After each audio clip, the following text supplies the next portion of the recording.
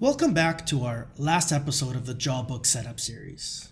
In the last section, I showed you how to create employees and link them to users in Jawbook.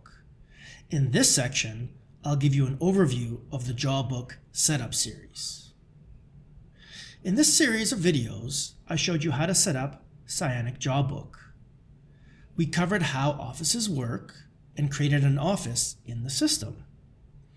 We talked about line items and went deep into labor cost items, equipment and materials, and fixed price items.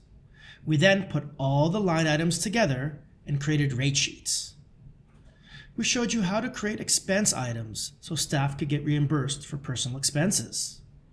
Finally, we talked about the differences between users and employees, created several with roles, and linked some to users while leaving others unlinked.